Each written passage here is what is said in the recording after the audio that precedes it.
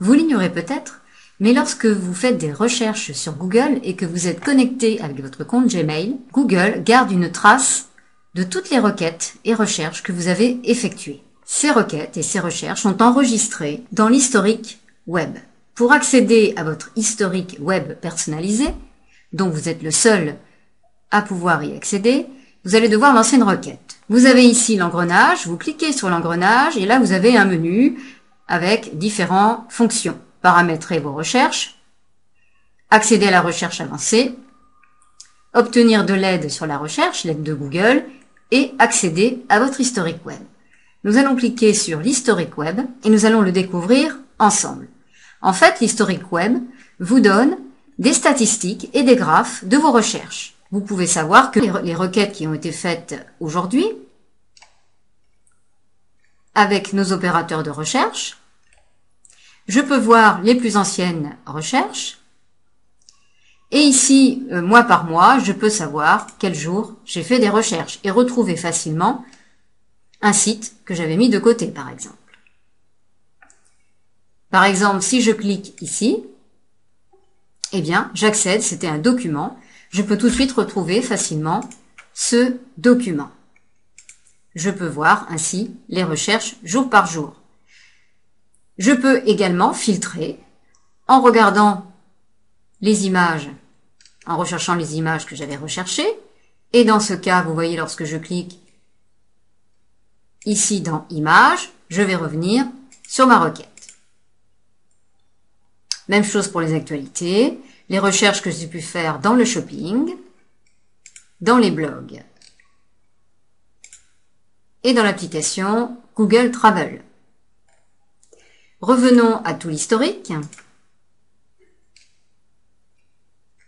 Je peux à chaque fois également mettre un site que j'ai mis de côté, que j'ai bookmarké, en favori.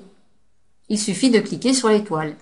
Et ici, je peux accéder directement au filtre favoris pour retrouver dans mon historique tous les sites que j'ai mis de côté. Je dispose d'un moteur de recherche pour rechercher dans l'historique. Je dispose en fait des mêmes fonctions de recherche que dans Google Général. Par exemple, je me souviens avoir fait une requête sur le livret d'accueil. Il me suffit de taper, de lancer la recherche et de me rappeler que c'était le 24 janvier que j'avais fait cette requête et de pouvoir retrouver facilement les sites qui m'intéressent. Je peux bien entendu, en cochant ici, supprimer un élément de mon historique. Il suffit de cliquer sur supprimer des éléments. J'ai une fonction ici pour tout cocher, pour tout supprimer en une seule fois. J'ai également un tri par date et un tri par pertinence. Ici, le calendrier me permet de remonter dans le temps sur toutes mes requêtes et à chaque fois ici en couleur, je peux voir les requêtes qui ont été effectuées et quel jour.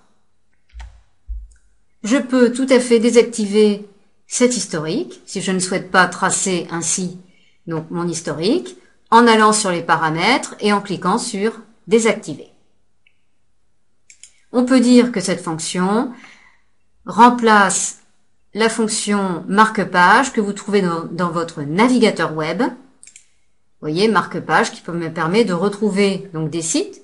Mais c'est vrai que l'avantage de l'historique web, c'est que je vais pouvoir taper un mot-clé. Or là, je suis obligée dans le marque-page vous voyez le nombre de sites que j'ai mis de côté, de rechercher dans tous mes répertoires.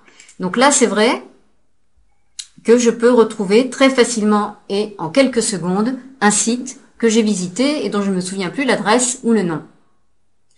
Il faut savoir que cet historique n'enregistre que si je suis uniquement connecté avec mon compte, bien évidemment. Et bien sûr, seul moi peux voir cet historique et personne d'autre, ni Google.